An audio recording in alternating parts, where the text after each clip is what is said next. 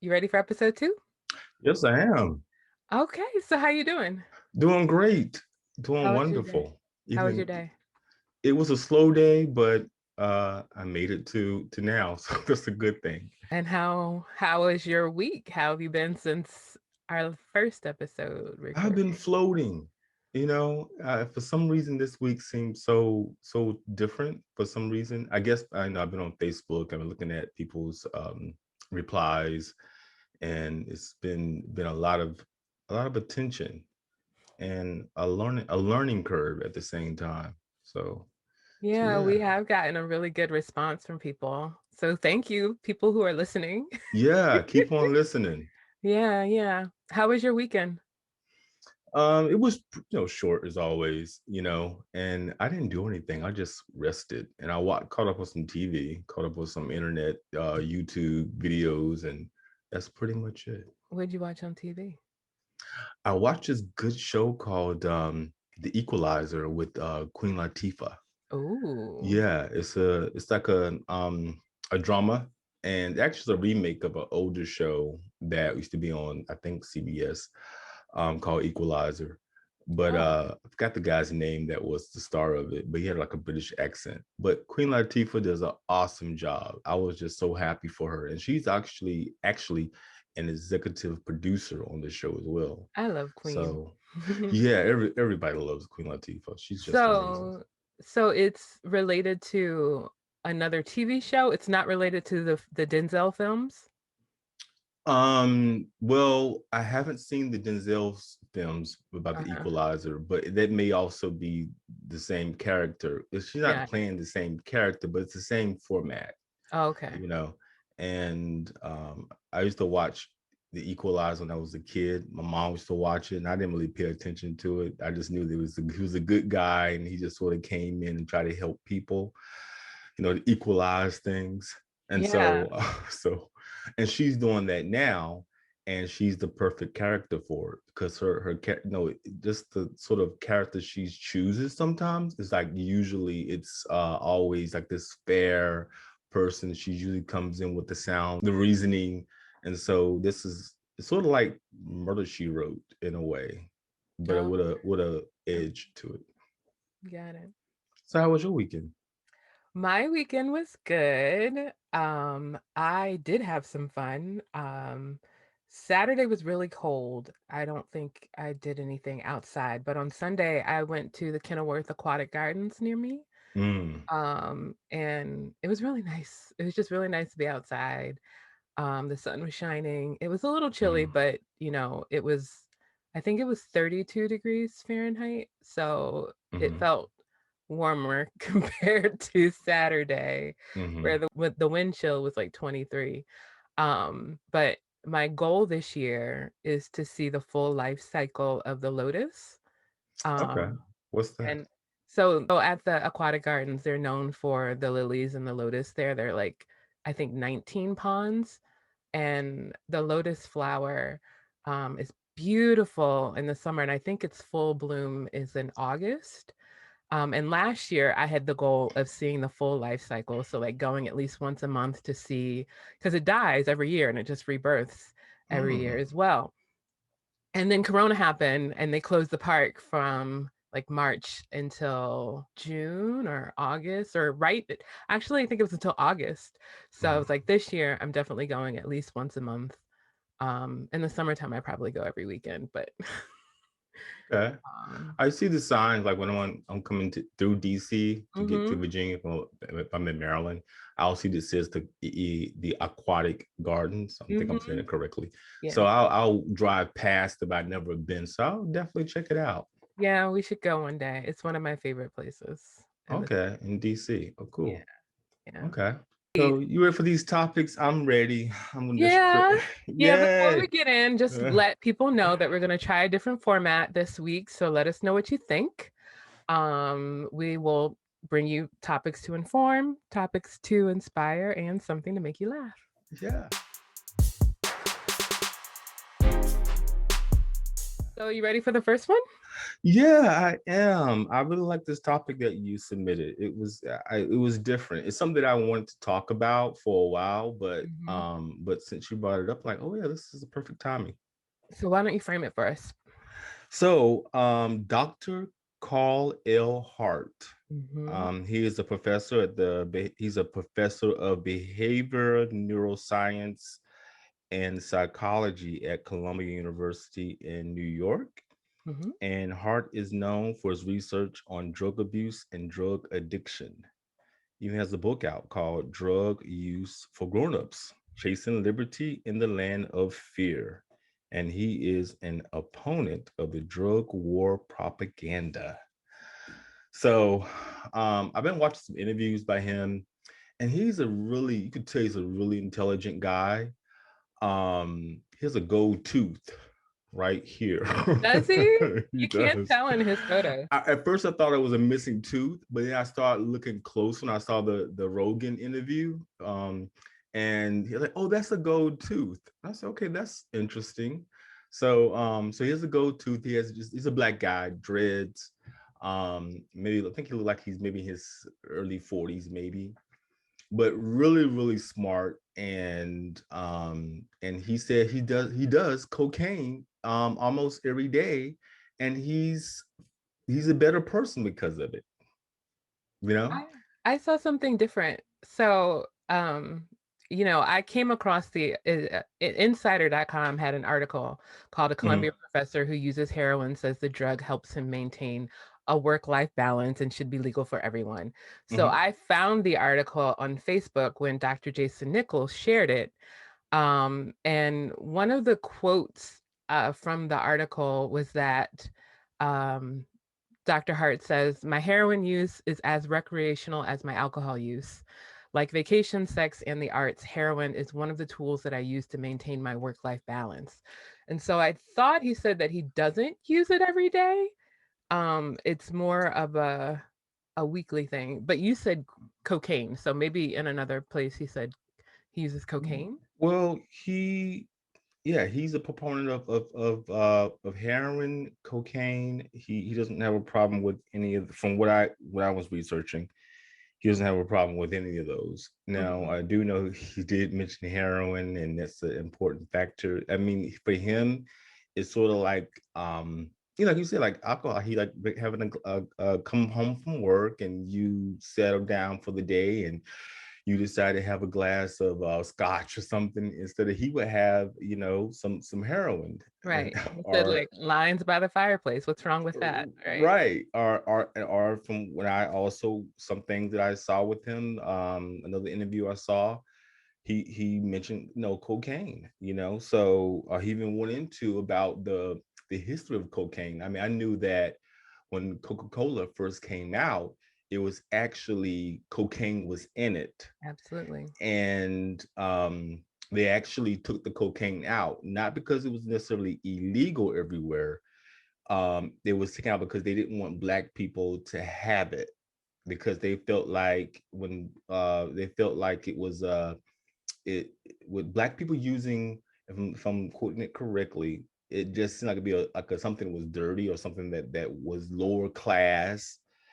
So they, so laws, this is prohibition time. So there's a lot of things are going on around the prohibition time. You had segregation, you had Jim Crow, you had all these things going on. And it was very political when but he just really felt like this, it wasn't because cocaine had a negative effect on the society. It was more so about politics and um, I don't want these people to have it. So they took out the cocaine and replaced it with sugar and carbonate. So Sugar is the new cocaine, if you ask me, allegedly. say it again. I said sugar is the new cocaine, if you ask me. Yeah, and caffeine, Right. caffeine and sugar together. I think is even more addictive than I've heard is more addictive than cocaine. Well, I know for So, sure studies have shown that sugar is more addictive than morphine in rats, at least. well, I believe it because I am addicted. Mhm. So, what do you think I'm about what Dr. Hart is saying and his viewpoint? so So I'll be honest about me. I don't do drugs or anything like that, but I've been a proponent of ayahuasca, which is a psychedelic. Mm-hmm. And I've been wanting to go on a retreat, an ayahuasca retreat, and it's done very well. A shaman is in charge, and they have done this for centuries. I mean, for real. I mean, I think it's been carried down for years, and you can go online and put in ayahuasca. I'm not gonna spell it for you because I'm sure I'll misspell it, We can but put it in the show notes. look it up. Ayahuasca is 1,000 videos out there about it. You go to Peru and they'll hook you up. But I mean, you have to do your research because it's not just about going to overseas to get high. It's about actually a spiritual work that you're doing. So I do know the power of psychedelics and LSD and all those things. But this is different. It's different because he's actually taken this not as a sacrament, but as, hey, this is how I settle my day. Like I come home from work, I had a busy day. He's a professor. He comes home from work and I guess finish grading papers or whatever, reading dissertations, and then he has some heroin. And it sounds so crazy to be saying, but if you listen to him speak about it, he really speaks about it in an educated manner. And I think that's great. The only fear I have in it is that there are people out there. I mean, it's like people are addicted to food. They're addicted to, Pepsi, which Coca-Cola. I mean, I love the candy bar. So if we have this problem with balance, society, especially in the United States, have a big problem with balance. If you just made heroin and cocaine and all these different narcotics legal for everyone to have, and they say, hey, the candy store is open, um, how would that affect society? You know, um, it was an accident just a few days ago on the 23rd with Tiger Woods. His car rolled over. They're saying that it had nothing to do with drugs, but the first question that came to mind when you hear about that car rolling over was Tiger Woods drunk? Was he intoxicated? Was he high? That's the first thing that everybody asked, and they're saying no, that's not the case. It just it's a very difficult road to navigate, and a lot of accidents happen on this particular road. But we do deal with uh, a lot of incidents where people are driving under the influence. And what's the guy named Bruce Springsteen just arrested last week for a DWI, was just thrown out Mhm. this morning.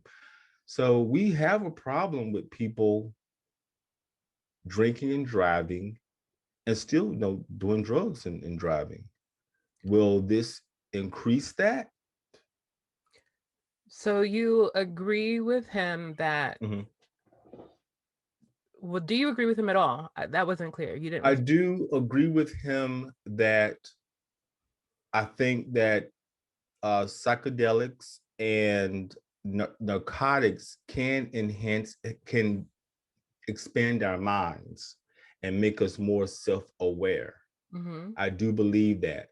But the problem with it is that when it's abused, which, it is abused, um, opiates is crazy right now. I don't think that society, especially American society, can handle making that just, I can walk into the CVS and just say, hey, I need some heroin, and then hand you a prescription and I'll just walk out and head home. I don't think I think that'd be problematic. Okay. Well, because I mentioned Dr. Jason Nichols, who's a senior lecturer at UMD, my alma Mm. mater, in Okay. the department that I graduated from, is how I learned about the article. I agree with what he shared along with the article, his Okay. opinion, which is that Dr. Hart doesn't really acknowledge his position Hmm. in terms of his class.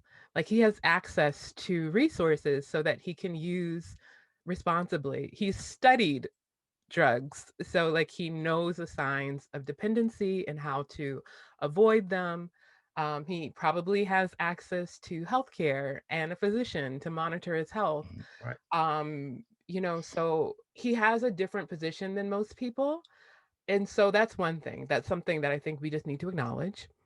Hmm. Secondly, I also am a proponent that we need to decriminalize a lot of our substances.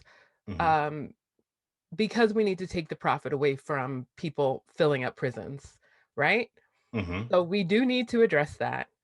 However, we also need to address the other broken systems that can lead to us filling up prisons. So, like, if a Columbia professor needs to take lines of heroin to decompress, think about the people who are working 3 to 4 minimum wage jobs to get by. They probably need something to decompress as well. Or people who are living in concentrated poverty, like where their own existence is a stressor, Hmm. they also need, a way to decompress. So if we address those things that would Hmm. have people in those positions, perhaps there would be less of a need to escape. That's just a radical idea, Hmm. Hmm. you I know? agree. And I also think that we can't even have this conversation. You sort of alluded to it, but we need to go back and take a look at what this war on drugs is. So I did a little bit of digging, and I have a quote that I wanted to read from a Harper's article from 2015, I think. And it is an article that talks about the war on drugs. And this is a quote from someone that worked in Nixon's administration. Okay. And this is when that war on drugs began. So the quote is: the Nixon campaign in 1968 and the Nixon White House had two enemies, the anti war left and Black people. He said, you understand what I'm saying? Hmm. We Hmm. knew we couldn't make it illegal to be either against the war or Black. But by getting the public to associate the hippies with marijuana and blacks with heroin, and then criminalizing both heavily, we could disrupt those communities. We could arrest their leaders, raid their homes, break up their meetings, and vilify them night after night on the evening news. Did we know we were lying about the drugs? Of course we did.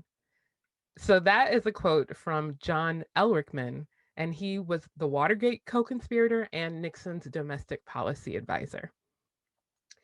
So clearly we know that the war on drugs is it's fake. It's made up, right? Hmm. But we also know that there is a high potential for chemical dependency. Hmm. So Hmm. so what do we do? Well, I look at countries like what's the country? I forgot the name in Europe that that you can't walk down the street and just smoke, marijuana or do cocaine, but there are like bars where you can go into, The Netherlands? cafes, yeah, and smoke. Is legal. It Mhm. depends on where you are, and they don't have a large problem. They don't have a societal problem with addiction, like we have here. And we have, I mean, food is an addiction, sugar is addiction, coffee is an addiction, but they are legal addictions, you know. So I feel like by us saying this thing here is off limits, it actually enhances the like, oh, I can't get this, so let me. It's that thing of if it's forbidden, then I'm going to go out and get this thing because I don't really supposed to have it, you know. On top of that, and he did mention, I'm not sure that that is a thing though.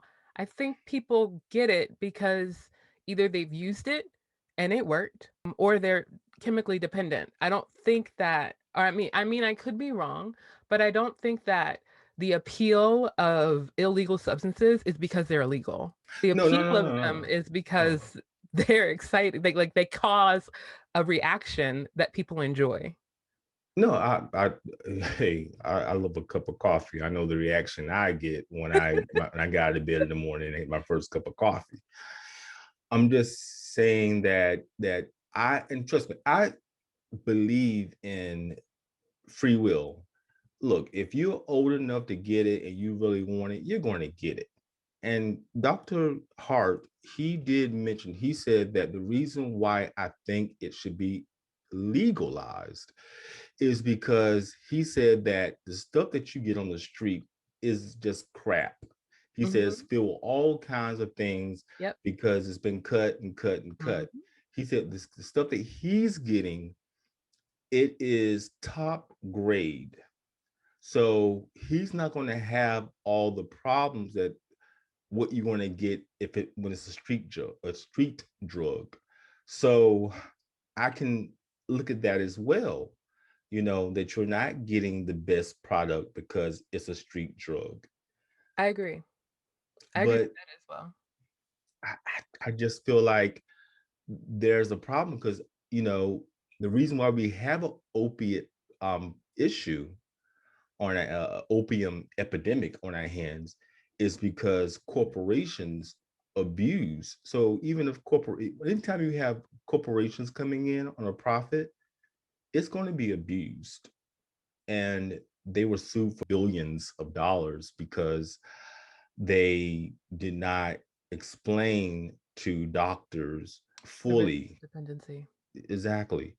So, So it's okay, when complicated. we talk about I I I understand, like, it is complicated, and I still think we need to decriminalize because of all the things that you just said, like, Mhm. there's so many reasons, but the other thing that I wanna really bring up and touch upon, which I sort of was alluding to when I brought up the Nixon thing, is that we can't just talk about, um, drugs, we can't just talk about the legality of them and not also talk about racism, and that is why Mhm. I'm a proponent for decriminalizing Mhm. because there's so much racism in this country.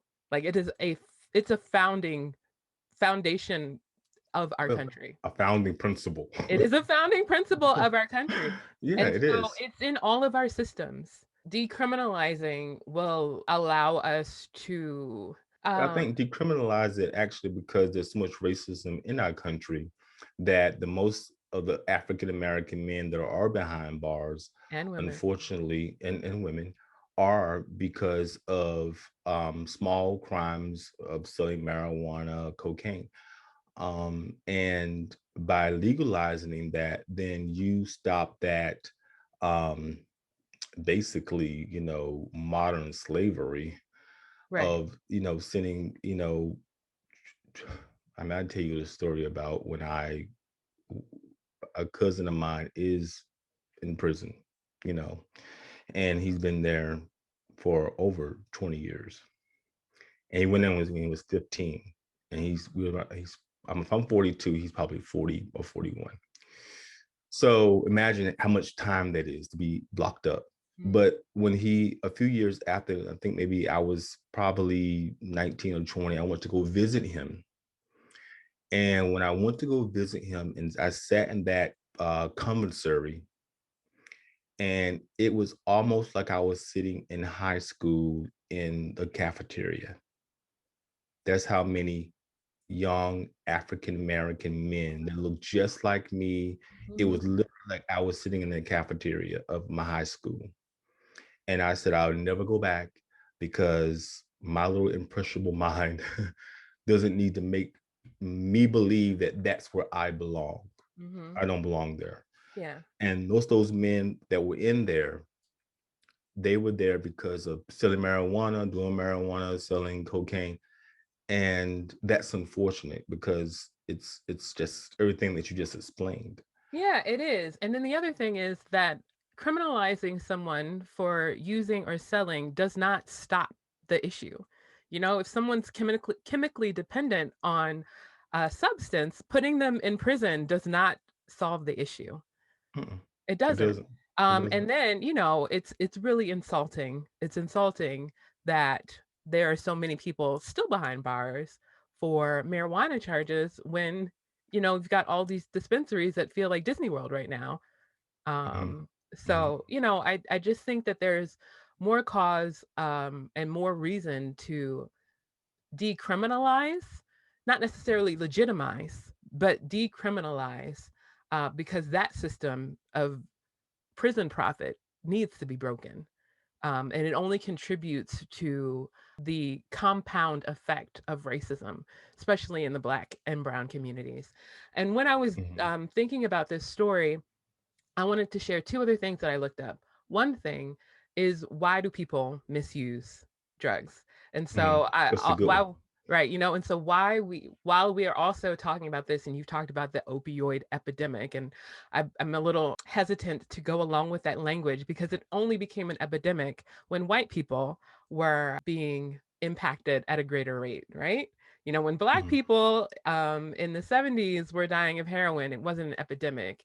It was Nixon's world of, just Black people are drug users, but anyways, SAMHSA had a study in 2017 titled "Why Do Adults Misuse Prescription Drugs?"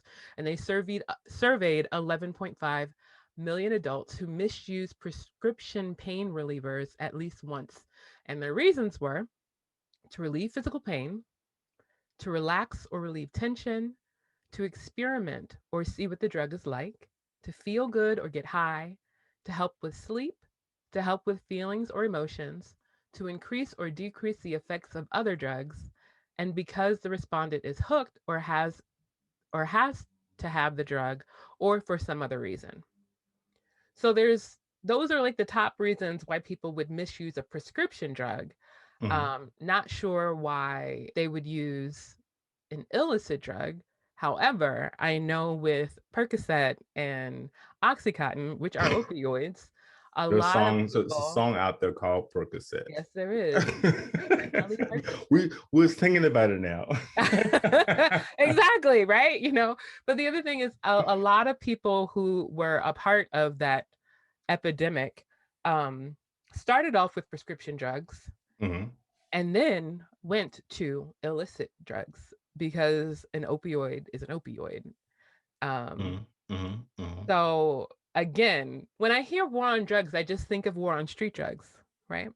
Mhm. So the Mhm. system, healthcare, is also broken. And you mentioned how the pharmaceutical companies were sued because of their lack of transparency. I think maybe one company or someone is serving time for that. I don't remember. I didn't do that research. Okay. I just But heard it's they was paying a few several billions out, right. But money but doesn't bring back a life. it It doesn't bring doesn't. it doesn't bring about it also doesn't even it's a pat on the hand Right. because if you don't you've made $50 billion of off this and you're only paying 5 billion, that's just a pat on the hand. Right. Right. So the other thing is, you mentioned Amsterdam in the Netherlands. Hmm. I was curious because there's been a lot of talk about decriminalizing substances. DC this year passed the lowering of priority for psychedelics, not all psychedelics, mostly plant medicine is what it's Hmm. called. So it's still a Schedule 1, but it's lower on the priority for NPD to act upon, right? So Okay. I was thinking about, where in the world are they decriminalized and why does it work? And so I found this Time article from 2018 says, "Want to win the war on drugs? Portugal might have the answer." So apparently in the 90s, an estimated 1% of the population in Portugal were hooked on heroin. And that includes bankers, students, and socialites. And they had the highest rate of HIV infection in the entire European Union. But in 2001, they were the first country in the world to decriminalize the consumption of all drugs. And then a 2015 study found that since they approved that national strategy, and that led to the decriminalization, the per capita social cost of drug misuse decreased by 18%. So they were able to address it in a way that seems to be working for them. There were several different health outcomes that improved. Of course, like the HIV rate went down, drug use overall looks like it went down. But their approach before was to criminalize and put people in prison, and they realized it wasn't working. Now, our country is a little bit different because of all the things that we talked about. Like, we're not just dealing with drugs, we're also dealing with racism. And we've got all of these other things that lead to people even using in the first place. And I feel like, yes, we need to decriminalize. We can't yet get to the place where we legitimize. And Portugal didn't do that either. But unless we also address these other broken systems in our country, anything that we do is going to be incomplete. I agree 100% Yeah. about that. I mean, it's just that race is such a big deal in our country that there is no topic that we would discuss, that we can discuss, that race sort of is a part of it. It's Absolutely. so Which is why we important. always need to be talking about racism. Yeah, it's just not going anywhere anytime soon, because it's all, and we talk about fear. We talk about fear a lot, and in this country there's so much fear, and it's like sometimes I see how much fear is out there that people have in this country. Sometimes I go and I talk myself out of it, because I try to be a optimist, and just don't throw my hands up in the air and say, oh, these people are never going to get it. We'll always be impacted by racism. These people will always result to their fears. I try to come off that ledge, so I do waver back and forth with that, and because of just the atrocities that have happened and atrocities to come. Mhm. So what's the so breakdown on Dr. Hart? I think the breakdown to me on him is he will be somebody that we're going to hear more about, and as we move forward. I think that his position that he has is a controversial one. Also, it's on the I'm quite sure I'm saying this word wrong, but just on the precipice of just where we're going. We're going to see more drugs that are now illegal begin to become opened up to be more legalized. I wouldn't say it's going to be like I can go and get heroin from the CVS, but I think that it's going to be a easier approach on the criminalization of drugs. And I think that he would be his name is going to come up, during this process. So I'm interested to see more about him, but it's just difficult, because I feel like there's some underlying issues that we could probably have this conversation for the hour about the underlying issues that come along with making a drug like heroin legalized for everyone to just simply go down to the store, to the CVS, and buy it. I just think that that's a problem. How you feel about that? Well, I feel my breakdown is Dr. Hart has privilege that needs to be, he needs to acknowledge that. I Mhm. do agree that we need to decriminalize a lot of these substances, but we should also work just as hard to make this a world where people can exist, where they don't need to escape, or if they do, that it can be like Dr. Hart, where it's like vacation and not a daily use.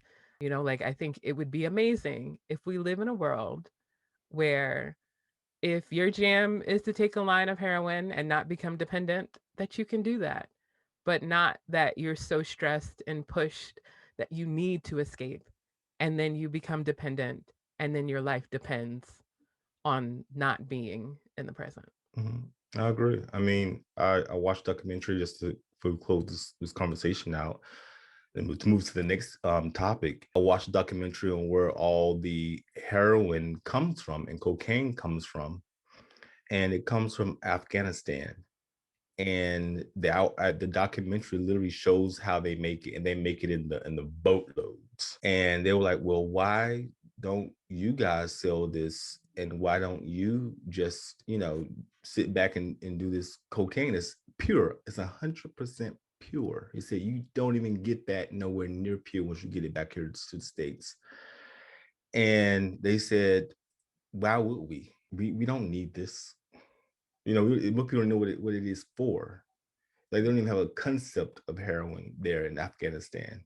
It's useless there. So nobody's going to buy it there in Afghanistan because it doesn't even make any sense why you would even take it. So even for Dr. Hart, the question is, why would you even take it? Why would you even need that? Why would you even need to have a beer after work, or get up and have coffee in the morning? Why would there even be a need? Or there's something underlining there of dissatisfaction that you need to have something outside of that extreme? That what is the underlying issue there for you? So that's the real question that I would propose to want to ask him is, why do you need to come home to decompress and take heroin, even if you're doing it in a way that's non-addictive and non-disruptive to your normal life? Well, I'm not gonna ask him that because that's not my business. I would, I actually I can't I align with want to that. put him. I would love him to be a guest in our show. I would love that. Okay, And I mean, that would be cool. that would be a question I would ask him. Okay. Yeah, that's not my business. And like I said, I think it's cool if you want to do it, if it's like vacation, you know? Mhm. Like if you need to escape for a little bit, however you want to do that, that's great. But when it becomes less of escape and more of a prison, then that is something that I'm concerned about. And why and how you got pushed to that, I think, is what gets to be addressed.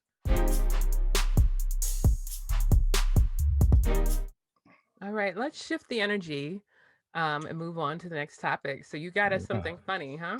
Yeah, I watched SNL, and I love SNL, Saturday Night Live, and I've been watching it for a long time. I used to wake up as a little kid, and I would actually sneak and watch because I probably sleep, and I would watch it because you didn't need cable back then to even watch it. So I would have a little black and white TV. Yeah, that's And all. Regé-Jean Page, he's a big star. He stars in the hit show on Netflix, Bridgerton. Bridgerton, Bridgerton. Bridgerton, and so, and his what was so great about his monologue, not was anything he was really saying. It was just that the women's response to him just coming out. It was like all these whoops and hollering, ah! And I'm just like, okay, well, I guess he's the next big thing because Patrick Dempsey was really like that for that show that Sharon, how do you say her name? Shonda Rhimes. Shonda Rhimes. But I think they killed him off. So this guy is Really? I the haven't you wait, you just spoiler alert. I stopped watching Grey's a long time ago. I was waiting for it to be done so I can binge it all. oh, Killed McDreamy. he's still You didn't even alive. give me a spoiler alert. He's a wild. Patrick Dempsey is alive and kicking. So he gave his monologue, and it was a lot of whoops and hollering because he's the new McDreamy, and so I want to look up him and find out more information about him and who he is and where he come from. And he comes from London. He's born in London. He's biracial. I think you can look at him and kind of tell there's some mixing going on there. And his mother is Zimbabwean, and his father is an Englishman. Mother was a nurse, and his father was a preacher. I don't know if they're doing that now, but they are. When I read this information about this, what they were saying about his parents, and he has played Chicken George in the 2016 miniseries Roots. And in 2018, which I think this show called For the People, he starred in on ABC. It was a legal drama, but it ended after 2 seasons. And that was also Miss Rhymes' show as well. So I guess, he did a good job on that show, even though it didn't last for 2 seasons. I guess she saw the potential in him and decided to use him as one of the stars in this new show that she has on Netflix, which is her first show on Netflix. And it's really working out for her and for him. So we'll leave a link, I think, in the section under the video to see his monologue. I did see the monologue and I thought that there was another sketch that they did that was hilarious, which was Mm. the Let's Say Grace. All right. And Okay. it was if you imagine like a rap battle from the 90s or early 2000s, but Okay. about praying for over the food. So it's like a Okay. white family and a black family battling out over who can say grace the best. And it was hilarious. So Hey, I we'll like the also funny put that skits. link in there. And we want to hear from our listeners, all 20 of you. Um, All 20,000 of you. okay, speaking into the existence. But yeah, check out both of the links and then find us on social media and let us know what you thought. So you ready to move into our next topic? Yes. I need to be like, yes, because this is the assassination of Malcolm X. So Mhm. I don't know why I'm so excited about that, It but is. it is a good news on the other hand about there is some information out there that we have, well, it's been established by his family. Mhm. You want to go? You want to start?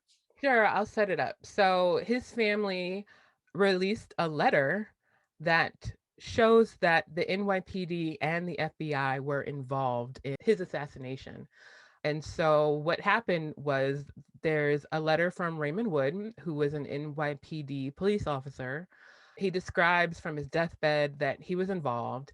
He or the police officers were involved in luring two members of Malcolm X security detail into committing crimes that resulted in their arrest 2 days before he was assassinated. So they weren't there managing the door.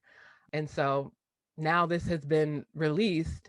The FBI or the NYPD have no comment, but we do have this letter now. Yeah, and the FBI is also silent as well. Yeah. So it's very eerie. Um, but I watched a little bit of a documentary on Netflix called the Who Killed Malcolm X, Mhm. and I when I started watching, I said, "Oh, just an hour. I'll get through this pretty quickly." And then I realized that it was several episodes, That's right. so I didn't finish watching it. Okay. But to me, the first episode really set up a really good foundation about what happened, about actually who. It didn't explain who killed him, but it definitely set you up to understand that who you thought killed him may not be the one who actually killed him. So the three gentlemen that were arrested um, for assassinating him, there's a lot of conspiracy around. Are those the ones who actually assassinated Malcolm X? So Hagen. So this gentleman by name of Thomas Hagen, he is one of the gentlemen that actually did some of the shooting that day. And he specifically said a few years after he had been in prison that the two other gentlemen that were arrested in conjunction, Norman Butler and Thomas Johnson, were not involved, and no one cared. Those gentlemen stayed in prison for a long time, and they were released after I think 20 years. They were released, and they're now they both died, and I don't know how they died, but they never ever were cleared of those charges. And maybe now this letter will help clear some of that up. Yeah. What did you think of that, though, about the FBI and NYPD, that allegation of them being involved? Well, I worked for Department of Justice for a little while as a consultant. Mhm. So I can't do a lot of, generally speaking, what I would say is this. Um, the FBI back in this time really saw anyone who spoke out against this country as a target. If you want to make yourself a target, say something negative about the president at that time or the Vietnam War, you made yourself a target. Malcolm X was a target. Martin Luther King Jr. was a target, and they wanted to bring these men down. Mhm. So it doesn't surprise me that the FBI would be investigating him, targeting him. Now, I would not go as far to say the FBI had something to do with killing him. But I would say that that moment in time where this country was, well, still, we are still having a race problem, but really having that civil rights issue at that time, they really saw these two men as problems, and Malcolm X definitely to them was a problem. So Well, I oh, go ahead. go ahead. No, go ahead. Well, I would go as far to say is that this doesn't feel surprising to me at all that the FBI would be involved in the assassination of Malcolm X, just because of what we said earlier in terms of how racism is founding principle of this country. You just said that any person who spoke out against the country or against the leaders of this country would be a target. So we have two cinematic references um, of late that lead to this conversation. So Judas and the Black Messiah, which reveals a story of Fred Hampton and his relationship with the Black Panther Party, and the I haven't seen that yet. I was well, going you to watch it. definitely need to see that. Yeah. But it talks about how the FBI was involved in his death, and how, Lakeith Stanfield's character is the one playing the spy. He was used by the FBI to learn about and sort of break down the Black Panther Party. And from my perspective and my understanding what the Black Panther Party was, is so here's the thing: to be Black and to want Black liberation was to go against the United States because the founding principles of the United States were racism. So that means that people who were looking for Black liberation or the liberation of all oppressed people, like Martin Luther King Jr. and Malcolm X and Huey Newton and Fred Hampton and the Black Panther Party, all of those people were targets just because they were looking for liberation and the end of oppression and equal treatment of people who are oppressed. So to me, it makes sense that the FBI would be involved if the goal of this nation is to uphold racism. I know Okay. you don't have much to say about that because of your work, but to me it wasn't. I feel like this is obvious. And then the other, I said there was two theatrical references. The other is Regina King's directed One Night in Miami, which Hmm. is the conversation between, who was in that? It was Muhammad Ali, Hmm. Malcolm X, Hmm. Sam Cooke, and Jim Brown, all in Hmm. one room, right? And in the film, the guy who plays Malcolm X is cautious of his security. Like he doesn't trust them fully, and he's acting like he's being followed and trailed. So Mm. like there was that, and even in his autobiography, he talks about knowing that his life was Coming to an in end. jeopardy, right? In jeopardy, right? Mhm. So yeah, I Yeah. think that It's eerie. It's just. I mean, because I could get when I start discussing Martin Luther King and Malcolm X. Sometimes there's a part of me that gets so frustrated about that period in time. So frustrated in because what way? frustrated in a way that where I go, thank God I wasn't born in that time, and I was born in '77, but that I wasn't born in the 50s and the 60s, because I would have an issue with anyone telling me, well, this is the level that you can go in society because you are a Black male, or you being a Black woman. That would have been, that wouldn't have been the answer for me. But DJ, a lot of that hasn't changed.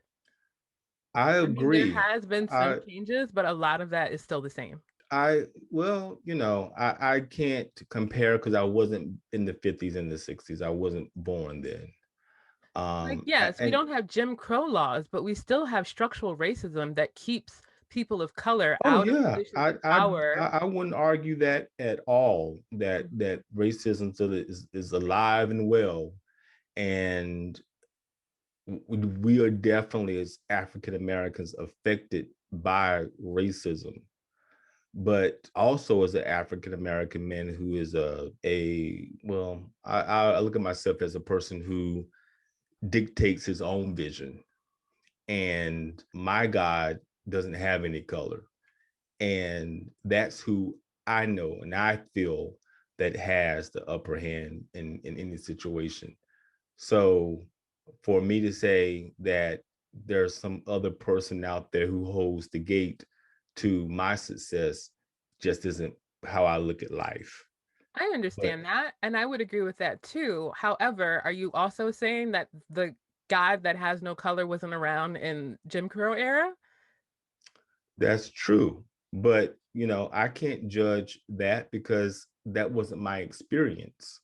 So I can look at that and say, well, those folks, and thank God for those individuals who stood up and were murdered and maimed and sacrificed their lives for what divine reason I couldn't tell you. But thank God they did, so I could have a. But by me saying that nothing has changed, I'm saying those folks who died and who was maimed and was killed, was for nothing. Nothing's changed. They marched down that road and took, hang, killed, maimed. Churches were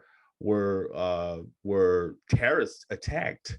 And that also happened last year. Like, Right. But by that's saying what that I'm saying. nothing's changed, I you're didn't say, I saying don't that know if I said anything's changed, nothing's okay. changed. I said a lot of those things are still the same. Like a lot of those things still happen. They don't No, happen not in the saying they same don't magnitude. Okay. not saying they don't happen. I mean, I would be totally, just oblivious if I could not see that, turn the news on, see that things are still happening. Hmm. But I would not say that those individuals who came before me did nothing so that to improve my well-being and my livelihood and the things that I have accumulated because of their struggles. Right. That's all I'm saying. And all I'm saying is that the work of dismantling, so the work of dismantling racism is always being opposed by systems like the FBI and the police department, which is why the argument to defund the police Mm, can be had, right? So we need mhm. to defund the police, and that So do argument you needs feel that defunding the police is going to make defunding the police, is that going to allow people, allow the police department to go out and hire more educated, well-trained individuals, offer them less money? I don't think those two conversations go together. Okay. Defunding the police is about recognizing that we are society that is not just existing in the legal and criminal system. Like we are full people and we have full needs. So everything can't be solved by the police. And then it also is about recognizing that the police system in itself is inherently racist. So to continue to throw money at it and expecting different outcomes is ridiculous. So we need to defund, we need to deprioritize how much money and importance we give the police and look at other ways to manage our society. Like maybe mental health resources need to be have more in their budget. Maybe social services need to have more in their budget. Maybe there's a way to address the problems that get thrown to the police that don't have to be done by the police. So that's all I'm saying. And I think that's what that argument is about. So it's saying that the police system in itself cannot solve all the issues that we are giving them money to do. So we need to look outside of the police system and see how we can fund those things so that police aren't the catch-all because they aren't trained to be the catch-all and they're inherently racist. Well, I mean, I feel like that 10% is there that definitely puts a cloud over the majority of the police department, police officers. And on top of that, um, defunding the police means that now you're going to have people there who you're hiring that are less educated, less trained. On top of that, to me, if you're going to defund the police, also take away all those because the police when you become a police officer, There are certain, you're not considered the average citizen any longer. Your rights are different. You have more access to you have more rights. So I'm just feeling like, well, we're going to defund the police because of their what, things are happening to, in situations where, of course, to turn the news on. Well, okay, defund the police. But I do not want this a-hole over here policing who's getting paid, I don't know, $30,000 a year with the same rights he had when the police officers were making triple that. So wait, I don't understand. So you're saying that if we defund the police, then we're going to have less qualified candidates? How? Oh Why yeah, are you making like that what? argument? Look at this. Look at our teachers. Okay, so we now, we have taken money out of our schools along with prayer, and then you expect that people who are well qualified and well educated are going to go searching for those jobs. No, they're not. They're going to go out. Once you leave college, you got to pay bills and tuition and all those things. I'm going to get a corporate job.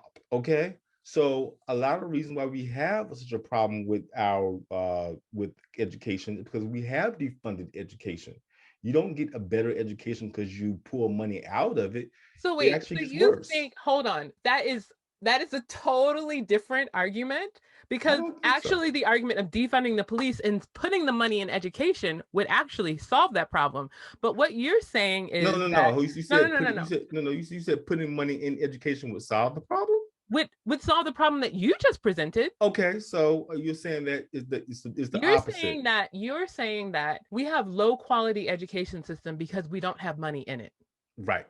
And so you're saying that that just is going to directly correlate to the police system, that if we take money out of it, Yeah, no, no, no, no, no. If a system is broken, you don't continue to throw money at it. You fix it first. no, you and you need to It, fix it it, there is right? there is too much money that is invested in policing that needs to be taken out and given to community resources. And therefore there may be less of a need for police. That it doesn't mean that we lower the salaries. All of the money for the budget is not going to salary. A lot of the money Salary is goes a to big equipment, deal, it goes to riot gear, it goes to show that the and we way that they're need going to gear. We police. need No, to we put that don't. gear No, to we don't show. need that. How many times have I just saw footage the other day of the police?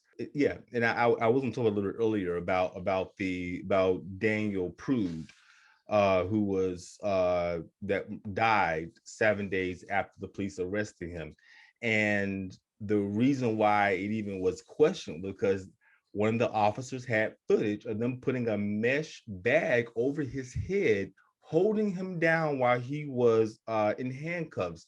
The reason, and I think it's still crazy, but the only reason the grand jury didn't convict those officers because they still felt as though that was not enough information to convict those officers with that footage and the officer wasn't standing right there. He was standing off in the distance, but it was just a little bit of footage that you had to see what was going on, not enough. But I'm just saying, though that technology is important. That's not riot gear. What does it have to do with the price of tea in China? Like, whew, uh, No, but so body cams are one thing. Riot gear is a mm-hmm. whole other thing. It's all coming from the same budget. No, There's no but what I'm budget saying is that if for they're spending all of this money on riot gear, that can be spent on supporting the community. So let's talk about Daniel Prude. Why did they call the police? because he was having a mental health crisis.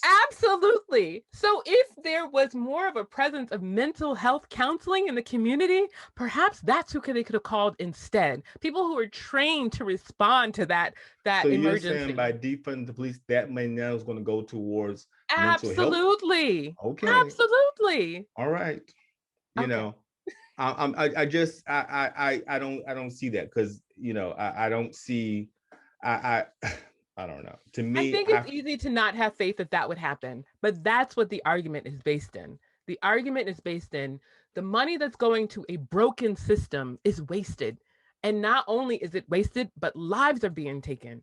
And it's not solving the problem. We So you need to saying invest in a defunding? holistic approach. So A you saying holistic approach.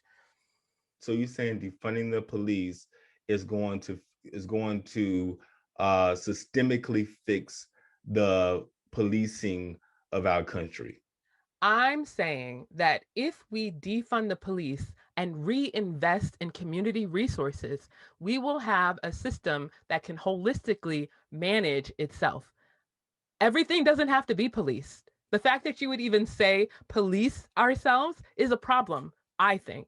I think the framework that everything needs to be policed is based in the belief that as citizens, we are going to break laws. Well, to me that's a different conversation in my eyes about what you just stated in terms of policing. I mean, I do believe that we don't need policing for every single thing. Now, I don't believe that, but the policing that we do, that is required, that is needed, how is defunding that going to create a systematic issue that's obvious?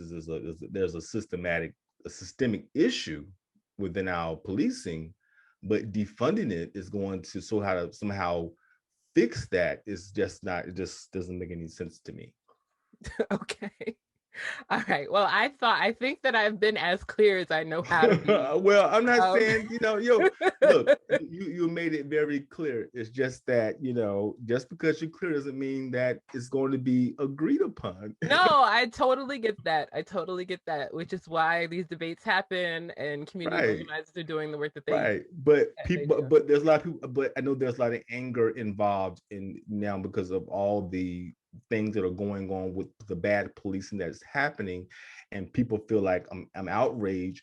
We need to defund the police. But I just don't feel that is the correct answer in terms of fixing this systemic issue. That's all I'm saying. Okay. Is that your okay? So my last word on this Okay. is that I feel like you're framing defunding the police as Mhm. in taking away their entire budget. And what I think I'm trying to say, and what I think I've been saying, and maybe I Mhm. haven't said it this clearly, Okay. is that if you look at the budget for police departments compared to the budgets for other departments, the skew is completely off. And there needs to be more of a balance. And when there's more of a balance, there's a systemic, a community approach, a holistic approach to managing society where the police department isn't relied upon as heavily to handle everything, especially things that they're not trained to do. And when we get to that place, if we can get to that place, then there's less of an opportunity for the police to be called for something that they're not trained to do, for the police that's inherently racist to be called and to act on that racism so that Black and brown bodies are killed and maimed. So that's my last word. All right. I'm gonna let it go because What's your last word? You don't have you can have a last word. no, it'd be me repeating things I already have said. Okay. And but I understand the place that you're coming from. I totally get that. It's just that when you say holistic, which I believe in holistic, and I believe in all of that. Now, is it realistic with the problems that we have in society and the way our government works? No, I don't believe that. I don't believe that our society is ready for a holistic look at policing and governing communities. All right. So I found something to inspire. Um, Yay. so today is March 1st when you guys are listening, if you listen to the day that it is aired. And it's the first day of Women History Month. And so I just wanted to give a shout out to GirlTrek, which is the largest public health nonprofit for African American women and girls in the United States. And I wanted to give a shout out to their Black History Bootcamp because it starts again today. I'm going to tell you a little bit about GirlTrek, and then I'm going to tell you about the Black History Bootcamp. So, GirlTrek started in 2010 with the mission of getting 1 million African American women walking as a first step to inspiring healthy living, families, and communities. And last year, they met that mark of 1 million, even during the pandemic, with the help of their Black History Bootcamp. Hmm. Have you heard of that? I did some research when you emailed me But about it, before you hadn't heard but of them? before I never heard of it. No. Okay. So the Black History Bootcamp is a 21-day walking podcast where members can call in at noon Eastern, Monday through Friday of the boot camp to listen to the founders of GirlTrek educate on a historical figure and join so many others while walking. So last year they had 3 sessions of the boot camp. The Four Mothers was first, where they educated on 21 Black women who were the four mothers and who we are the daughters of. Then they did resistance training, where they educated on 21 most powerful turning points in Black history. And finally, the prayer edition, where they shared the stories of 21 Black women who found ways to inspire and use prayer to resist oppression. So today they're launching round 4 of the boot camp, and I am so Okay. excited. Wow. I encourage everyone, not just Black women, but especially Black women, to go to girltrek.org to sign up so you get the emails with the phone number to call in and listen and walk. And if you're not able to join the call live, they also upload the recording as a podcast so you can listen whenever you're able to walk. I really, really enjoyed each earlier boot camp, and I found myself wiser and inspired and so connected. So I also want to give a shout out to Vanessa and Morgan. They're the founders, and they're also my BFFs in my head.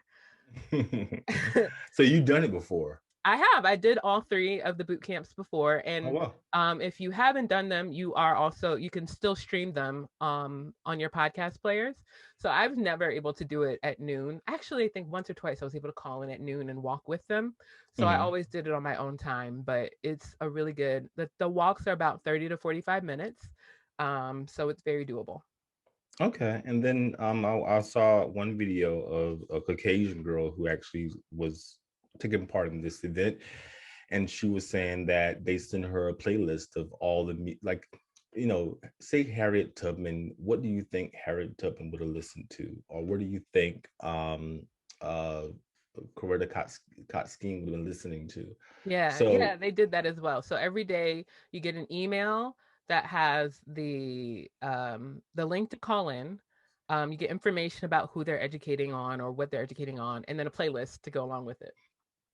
that sounds exciting. I like that idea, and that people other than African American are taking part in this to learn about African American women. I think that's amazing.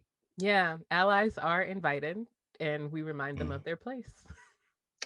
Okay, wow. All right.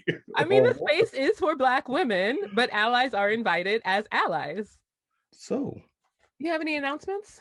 yeah, I have an announcement. So, I am having a workshop, an online workshop called The Seven Truths. I'm a spiritual person. I love spirituality. I love how spirituality has built my life and has enhanced my life tremendously. And I always want to help others use spirituality to enhance their lives as well. So I'm having an online course called The Seven Truths: How to Trust the Master Within. And the master within is your instinct, is your intuition. And you wouldn't believe how important tapping into uh, this this resource. So many people don't tap into it at all, or rarely do. So this online course is going to help you to do that. It's going to teach you how to tap into the master within, how to tap into your intuition. And it's going to be March 7th at 1:30. That's Sunday, March 7th at 1:30. You can put in the 7 truths, how to trust the master within, on Eventbrite, and you should my pretty face should come up. We'll put the link in the show notes. We'll put the link there. And the only thing we're accepting donations. You can give whatever you feel is appropriate. You can give $1, you can give $100. Whatever you feel comfortable giving towards this workshop. And it will be a 3-hour workshop, and we will cover those 7 truths so that you can trust the master within, so that you can start getting in touch with that intuition and trusting it. I have an announcement. Yeah. My Epic used book sale is still going on. Okay. So, I don't know if you know this about me, but I love books. Yeah. I love books. My first field trip in school in kindergarten was to the library. where we got our library cards, and I've been a library card holder ever since. Wow. Um, I have always loved the library. I even worked at a bookstore twice. So over the years, I have accumulated a lot of books. And as I want to downsize, I'm selling. I went through and touched every one of my books last year and selected 200 that I was willing to part with.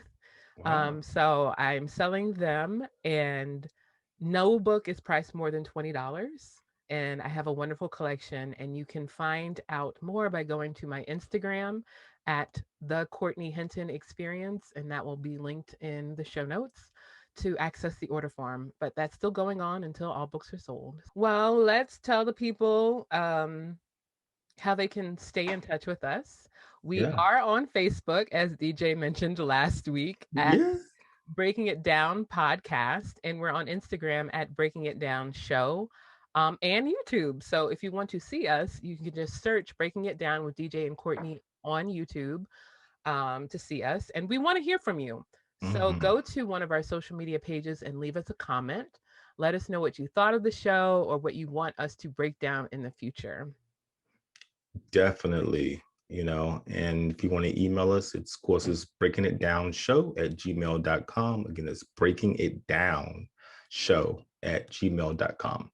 Yeah. All right. Well, thank you so much for listening. Yeah, and catch us next week.